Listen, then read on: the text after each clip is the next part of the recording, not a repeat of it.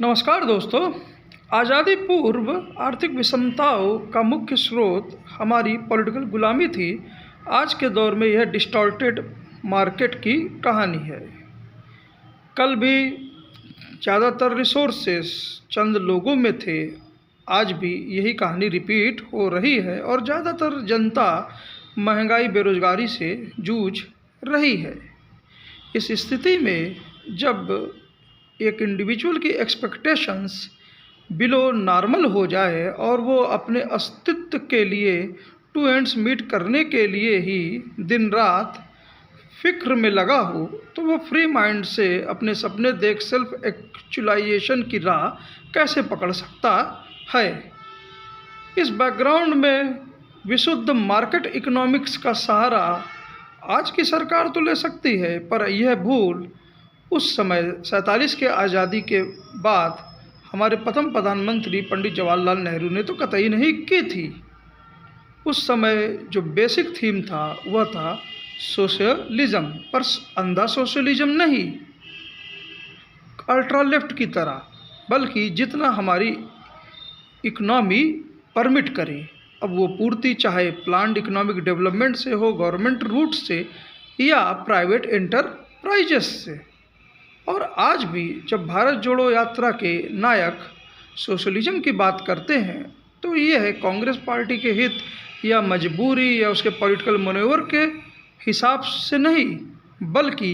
वक्त की डिमांड के अनुसार कि जब लोगों की एक्सपेक्टेशन बिलो नॉर्मल है और लोग इस स्थिति में विशुद्ध मार्केट इकोनॉमिक्स में अपने आप को सेल्फ एक्चुअलाइजेशन की राह नहीं देख सकते हैं, तो यहाँ पर हमको सोसाइटल बेनिफिट्स वेलफेयर स्टेट की राह फिर से पकड़नी होगी, और वह भी हमको जितना हमारी इकोनॉमी परमिट करती है। पर यहाँ पर गवर्नमेंट प्लान डेवलपमेंट से अधिक कहीं ज़्यादा जो राहुल गांधी जी का फोकस है वह, जैसा कि उन्होंने अपना इंटरव्यू जब उन्होंने इंटरव्यू लिया था रघुराम राजन जी का सर का, तो जो बात उठी थी वह थी कि चंद कुछ लोगों के हाथ में ही कॉरपोरेट नहीं बल्कि बहुत सारे प्लेयर्स होने चाहिए प्राइवेट फील्ड में, ताकि इकॉनमी का हर पहिया अच्छे से दौड़ सके और मैक्सिमम बेनिफिट और मार्केट फ्री माइंड से चल सके। पर नेहरू ने जो भी किया वह उसके लिए अनुभव की ज़रूरत थी। वह स्वयं विदेश भी बहुत जाते थे, वर्ल्ड क्लास सिटीजन थे, स्टेट्समैन भी थे, और देश में भी वो अलग अलग वर्गों से मिलते थे। और यहाँ तक कि अपने प्रेसिडेंशियल एड्रेस में वो किसानों की समस्याओं पे भी मिले, चाहे फैज़पुर का सेशन हो या कराची का सेशन, चाहे राष्ट्रवाद को लेकर जब उन्होंने रवि के तट पर तिरंगा फैलाया था 1931 में। पर उनका एक बहुत बड़ा जो अनुभव आता है, एक दृष्टिकोण आता है, हूबहू गांधीयन फिलॉसफी पे भले ही ना हो, लेकिन वो निश्चय ही वो गांधी जी से ही आता है, और इसके लिए देश का भ्रमण बहुत ज़रूरी था, मोहनदास करमचंद गांधी जी की तरह। और शायद उसी राह पे आज राहुल गांधी, क्योंकि उनके पास दोनों का ही किरदार की जिम्मेदारी हो गई है, आन पड़ी है, तो आज अपने देश को उसी तरह वो समझने की कोशिश कर रहे हैं जैसे कभी गांधी जी अपने आंदोलनों से पूर्व देश समझने के लिए देश भ्रमण पे निकले थे। और उसी दौरान चाहे चंपारण हो, खेदा हो, चाहे अहमदाबाद मिल्स का एपिसोड हो, उन्होंने बहुत चीज़ों में आर्बिट्रेशन भी किया और चीज़ और समाज और देश को अच्छे से देखा भी। तो इस दौरान राहुल गांधी जी जो ये वक्त की डिमांड देख रहे हैं, लोगों से जो एक्सपेक्टेशन है, अगर सोशलिज्म की बात कर रहे हैं तो यह है कहीं ना कहीं नेचुरली समाज से आ रही है इस डिस्टॉर्टेड मार्केट इकॉनमी में। पर और इसी के साथ जो दूसरा जो बहुत ही सिमिलरिटी मिलती है वो स्मॉल मीडियम एंटरप्राइजेस की बात करते हैं, स्वरोजगार की भी कहीं ना कहीं वो चीज़ें देखने की ओर जाते हैं, और रोज़गार को सिर्फ और सिर्फ डॉक्टर इंजीनियर तक ही सीमित नहीं देख रहे हैं। वो मैकेनिक से लेकर और भी, चाहे जोमेटो वाले हों, उनके उनके लिए भी, जैसे राजस्थान में ही उन्होंने बोला था कि उनके लिए भी सोशल सिक्योरिटी नेट होना चाहिए। तो ये चीज़ों को, और जो हमारी एजुकेशन है, जो हम रोज़गार का हमारा दायरा है, वो उसको और बृहद रूप में भी देखते जा रहे हैं। तो कहीं न कहीं इसमें गांधीयन फ़िलॉसफ़ी की भी थिंकिंग मुझको दिखती है। जब गांधी जी स्वरोज़गार और सेल्फ सस्टेन्ड विलेजेस, छोटे-छोटे रोज़गार, बहुत बड़ी फैक्ट्रियाँ नहीं होने की बात करते थे, लेकिन दूसरी ओर वह गांधी जी इसके बावजूद भी, जैसे अहमदाबाद मिल्स केस में देखा, उन्होंने जो मिल ओनर्स का जो व्यवहार, इंडस्ट्री के प्रति जो उनका रुख था, वो एक ट्रस्टीशिप के थ्योरी के अनुसार देखते थे कि मिल ओनर्स गार्जियंस हैं अपने वर्कर्स के लिए। तो अगर इधर कल को राहुल गांधी जी, कल सिचुएशंस जब बहुत सारे प्राइवेट प्लेयर्स होंगे और सोसाइटल बेनिफिट्स, सोशलिज्म, जब चाहे पेंशन का हो, चाहे, उन्होंने कभी भी पेंशन ये नहीं बोला कि ऑल ओवर इंडिया सबको गवर्नमेंट्स को करना चाहिए, लेकिन जो राज्य कर सकते हैं, जिस लेवल तक इसको अफोर्ड कर सकते हैं, वह उसको लेना, उसको करना चाहिए। और इसके, और ज़्यादा से ज़्यादा ये तभी परमिट हो पाएगा जब उसके लिए रिसोर्सेस मार्केट से, हमारी इकॉनमी से जनरेट होंगे और मार्केट इकोनॉमी में फेयर प्ले होगा। एक आध लोगों की मोनोपोली नहीं, बल्कि जो 91 की हमारी जो मार्केट रिफॉर्म्स थे, वह हज़ारों अदानी अंबानी प्रोड्यूस करने के थे, लाखों स्मॉल मीडियम एंटरप्राइजेस बनाने की थी, एक बड़े अनऑर्गेनाइज सेक्टर को उनके साथ जोड़ने की थी, जो कहीं ना कहीं अभी थोड़ा सा डिस्टॉर्टेड, थोड़ा क्या बहुत हद तक डिस्टॉर्टेड वे में हम देख रहे हैं। पर वो भी 91 के भी जो भी मार्केट रिफॉर्म्स थे,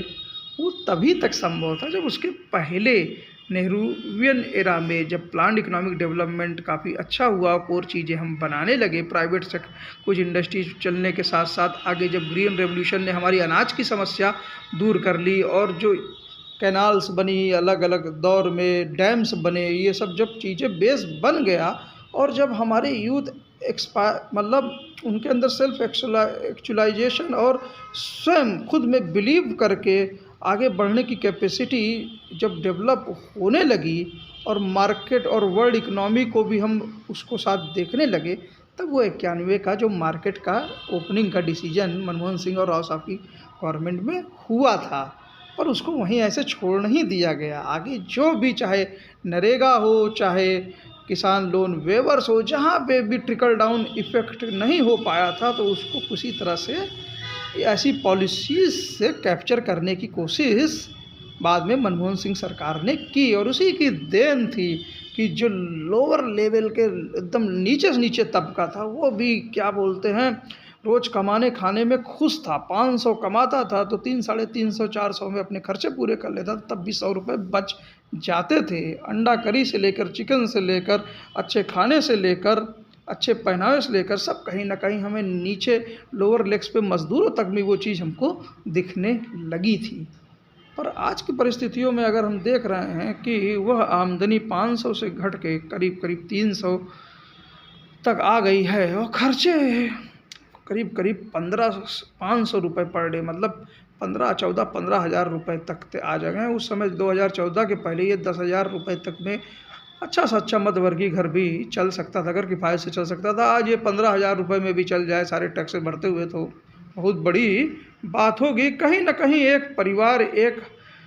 जो है, हर महीने 2 से 3 हज़ार रुपये, 2 से 1,000 रुपये कर्जे पे जा रहा है नॉर्मल लोग से। साल में 20-30 हज़ार रुपये ऐसा नॉर्मल कर्जा इकट्ठा हो रहा है। अगर दवा और महंगाई और दूसरी चीज़ें, आफतें आन पड़े, एक्सीडेंट इत्यादि की, तो वो इधर का इधर पूरी तरह से हो जाता है। तो ये जो आज हम भ्रमण देख रहे हैं भारत जोड़ो यात्रा का, ये कहीं ना कहीं गांधी जी के थीम पे मुझको दिखता है। कहीं ना कहीं उसमें नेहरूवियन मिक्स इकोनॉमी की आज के समय में एक इमेज भी दिखती है। और कांग्रेस जो उस समय सेंट्रल मूवमेंट की तरह थी, जहां all sets of opinion from left to right उसमें थोड़ा थोड़ा थे, वैसे ही आज ये मूवमेंट की तरह दिख रही है, जिसमें लेफ्ट भी है। नीतीश कुमार, तेजस्वी यादव और लेफ्ट पार्टीज, और अखिलेश यादव, मायावती जी का सोशल जस्टिस, ये सब कवर करते हुए भी यहीं कहीं राइट में भी ये कवर कर रही है। उद्धव ठाकरे जी की चाहे वो शिवसेना हो या खुद उनकी जो पूरी जो यात्रा दिख रही है, उन्होंने तो नदी बोला है, मैं तो इसको भगवान शिव की एक बारात बोलना चाहूँगा, जहाँ जो मतलब इसमें हर तरह के लोग शामिल हो रहे हैं, हर जाति के लोग शामिल हो रहे हैं, हर धर्म के लोग शामिल हो रहे हैं, और इसका जो विज़न है वो स्विंग करता है। ऐसा नहीं है कि वो अल्ट्रा लेफ्ट एकदम एक पार्टी सिस्टम और सबको अल्ट्रा कम्युनिस्ट की तरह, चाइना की तरह, या अल्ट्रा एकदम राइट की तरह, जैसे हम बीजेपी बोलने की कोशिश करती है कि कुछ दिन में नड्डा जी ने जैसे एक बयान दे दिया था बिहार में कि आने वाले समय में एक ही पार्टी रहेगी, भाजपा ही रहेगी, और सारी फंडिंग जो जा रही है कॉरपोरेट की वो भाजपा को ही चली जा रही। तो अल्ट्रा राइट अल्ट्रा लेफ्ट की स्ट्रीम से नहीं, बल्कि वो स्विंग कर रहे हैं राहुल गांधी। अब उस सेंट्रल विजन से हल्का लेफ्ट हल्का राइट डिपेंड करती है कि परिस्थितियाँ इस देश की किस हिसाब से कहाँ किस हद तक रहती हैं। तो इस स्विंग में जो एस है वो सोशलिज्म का स्विंग है, हल्का सा लेफ्ट की तरफ, नेहरूवियन की तरह, और जो इसके अंदर डब्लू है वह राइट की तरफ, वेस्टर्न इकोनॉमिक फ्री मार्केट की तरफ है, क्रोनी कैपिटलिज्म की तरफ नहीं है। आई का यहाँ मतलब है वह लोग जो सिंधु के पूरब में हैं। इंडस इंडिया की बात हो रही है, क्योंकि उस हिंद की बात हो रही है, जो हिंदू शब्द की बात हो रही है। बीजेपी का हिंदू तो नहीं, उस हिंदू शब्द की बात हो रही है जो ग्रीक लोग बोलते थे सिंधु को बोलते समय हिंदू। तो इन पूरी जियोग्राफिकल जो इस तरह के यहाँ जो पूरब में बसे लोग हैं, वो किसी भी धर्म के हों, किसी भी जाति के हों, चाहे यहाँ के मूल निवासी आदिवासी हों, चाहे 7,000 साल पहले के निवासी मेहरगढ़ से चले हुए हों, या फिर इंडस वैली सिविलाइजेशन के हो 5,000 वर्ष पूर्व वाले, या बाद के आर्यन सिविलाइजेशन, या बाद में कोक्काइड, या फिर बाद में और भी जो हून आए, ग्रीक आए, या अभी 500 साल 600 साल पहले मुगल्स आए, वो सबको कैप्चर करती है एक रीजनल सिंधु की इंडस इंडिया के रूप में। कहीं ना कहीं इससे आरएसएस भी सहमत दिखता है। जो आरएसएस नहीं सहमत दिख रहा है वह स्वयं अपने जो पॉलिटिकल पार्टी जिसको वो ज़्यादातर प्रमोट करती है, वो बीजेपी के, खासकर जिस तरह की आर्थिक विषमताएं इस पीरियड में हो गई हैं, उससे वो असहमति है। और शायद इसी का कुछ एक रिएक्शन था जब आरएसएस के तरफ से, ख़ास तौर से चंपत राय जी के तरफ से, और जो अयोध्या के सबसे पुराने पुजारी जी हैं, उन्होंने राहुल गांधी जी को अपना आशीर्वाद दिया। भाई लोगों को बहुत लंबा अनुभव है, वो किसी के पढ़ने पढ़ाने वाले पे लोग नहीं हैं। उन्होंने हर तरह की थिंकिंग, हर तरह के लोग, सब लोगों ने देखे हैं। अटल की भी बीजेपी देखी है, और लोग ये भी देखे हैं कि अगर बीजेपी आगे गडकरी जी के नेतृत्व में जाए तो कहीं ना कहीं और जो रचनात्मक पॉलिटिक्स है वो फिर से अटल जी का दौर आ सकता है, जहाँ मत भेद तो हो सकता है लेकिन मन भेद नहीं। कहीं ना कहीं राहुल गांधी भले ही आरएसएस का क्रिटिसिज्म इन हालतों में करते हैं, जिसके लिए आरएसएस स्वयं ही जिम्मेदार है, जो उन्होंने फ्री हैंड मोदी जी और शाह जी रूप में बीजेपी को दे दिया, लेकिन आरएसएस इसको सेल्फ करेक्शन भी मानती है। पर कहीं ना कहीं राहुल गांधी जी का विजन रीजन से भी ऊपर है। वो जब बाहर जाते हैं, चाहे बर्कले यूनिवर्सिटी हो, चाहे ऑक्सफोर्ड हो, चाहे बाहर जो सेमिनार करते हैं, जो वो वहाँ के लोगों से सीखते हैं या बताते हैं, तो कहीं ना कहीं उसमें जो इंटरनेशनल आउटलुक है, स्टेट्समैनशिप है, वो एक वर्ल्ड सिटीजन का है, वो नेहरू जी पे भी मेल खाता है। जब स्ट्रेटजी की बात आती है, जब जियोपॉलिटिक्स की बात आती है, तो कहीं ना कहीं वो कटु सत्य स्वीकारते भी हैं और उसके लिए गंभीरता से बोलने में और तैयारी के लिए भी कहते हैं, चाहे कोरोना का विषय हो, चाहे चीन का विषय हो। तो इसमें इंदिरा गांधी जी की भी मुझे झलक दिखती है। तो ऐसा नहीं है, आप भारत जोड़ो यात्रा के बारीक फाइन प्रिंट्स को आप देखिए, चाहे उन पेंशन पे बोल रहे हों, चाहे वो कारपोरेट पे बोल रहे हों, चाहे वो अगर मुख्य तौर से अदानी अंबानी जी पे भी बोल रहे हों, तो कहीं ना कहीं ये सब चीज़ें वो आज़ादी के पूर्व जो हमारे महान लीडर्स थे, गांधी जी, नेहरू जी, सरदार पटेल, या अगर सेना के विषय में अभी हरियाणा में जो पानीपत पे उन्होंने बोला कि भाई 6 महीने की ट्रेनिंग के अंदर कोई जवान कैसे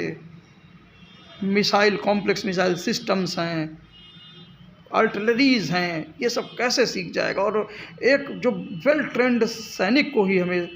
अपने जवानों को दुश्मन के सामने भेजना चाहिए, और वो इतना बड़ा त्याग देता है, तो हम उनके लिए पेंशन इत्यादि, एक्स सर्विसमैन का दर्जा, ये सब पे जब उन्होंने बोला तो कहीं न कहीं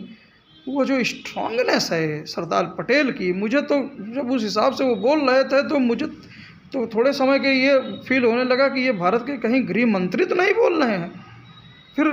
दूसरी तरफ खबर देता हूँ कि एक जगह बात हो रही है कि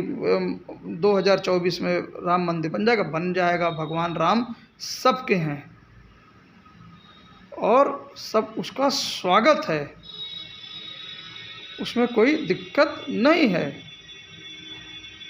लेकिन जो पॉलिटिशियंस का काम होता है वो जनता से रिलेटेड, देश की बाउंड्री, उससे मुद्दों पर अपना व्यू रखने का काम होता है। और धर्म और आस्था का मुद्दा जो होता है साधु संतों का होता है, और संत समाज और साधु सबके होते हैं। पर एक सेल्फ करेक्शन शायद आरएसएस की तरफ से हुआ है इस विज़न पर। और अगर मेरा तो मानना है कि कहीं हिमाचल पहुँचते जब राहुल गांधी जी की यात्रा भारत जोड़ो पहुँचे तो कहीं न कहीं अदानी जी की तरफ से भी कुछ सेल्फ करेक्शंस हो, क्योंकि एक दौर था आज़ादी के समय में जब हमारी इंडस्ट्री के जमनालाल बजाज जी जैसे लोग, मेहता जी जैसे लोग कांग्रेस से जुड़े थे देश हित में। तो यहाँ जुड़ने की बात तो नहीं है, लेकिन कम से कम जिन लोगों ने हिमाचल में आपको ज़मीन दी है, इतना बड़ा प्लांट आपने लिया है, आज उतने लोग बेरोजगार हो गए हैं, तो आपको भी उस ट्रस्टीशिप, गांधी जी की ट्रस्टीशिप की थ्योरी पे चलना चाहिए। तो स्विंग में एन है नेहरूनियन मिक्स इकनॉमी, हाँ वो फ्लेक्सिबल रहेगी, उसका दायरा मोर प्राइवेट लेकिन फेयर कंपटीशन की तरफ लाजमी है होना आज के दौर की तरफ से। और जी जो है वो गांधीयन थीम है। तो उम्मीद है यात्रा पहुँचते शायद अदानी जी उन सीमेंट की फैक्ट्रियों पर भी कुछ संदेश अपना दें और वो चालू हो। लेकिन अब जो भी यात्रा इसके बाद होगी, श्रीनगर में झंडा ध्वजारोपण, तिरंगा ध्वजारोपण के बाद, हमारे महान तिरंगे के बाद जो भी होगी, उसमें आंदोलन जैसा गांधीयन मूवमेंट्स ने बाद में यात्रा के बाद उन्होंने चालू किया, तो थोड़ा आंदोलन टाइप के ज़्यादा होने की मुझे उम्मीद दिखती है। ये मेरा गेस है। लेकिन एक वर्ल्ड क्लास सिटीजन को भी मैं देख रहा हूँ जो पद की लालसा में नहीं है, न किसी प्रेशर में वो सरकार बनाने के मूड में है, और सबसे उच्च पद को चाहेगा, वो गांधी के तरह ही रहना चाहेगा। और वर्ल्ड क्लास सिटीजन में अगर विवेकानंद जी के स्वरूप में वो चले जाएं तो आरएसएस को इधर भी करेक्शन करना पड़ सकता है। तो इसलिए रीजनल पार्टीज को और दूसरे दलों को इनसे घबराना नहीं चाहिए। और जिस हिसाब से उद्धव ठाकरे जी, शरद पवार, सुप्रिया सूले जी, और जो उनकी मेन प्रवक्ता हैं प्रियंका चतुर्वेदी जी, उन्होंने दिल्ली में भी जाके सपोर्ट किया। नीतीश कुमार जी, तेजस्वी यादव जी जो खुल के उनके पक्ष में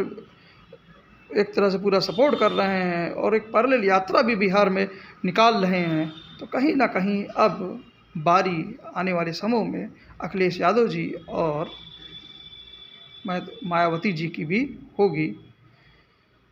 और ममता बनर्जी भी कहीं पीछे नहीं रहेंगी। बात अब संविधान रक्षा की है और उस विज़न की है,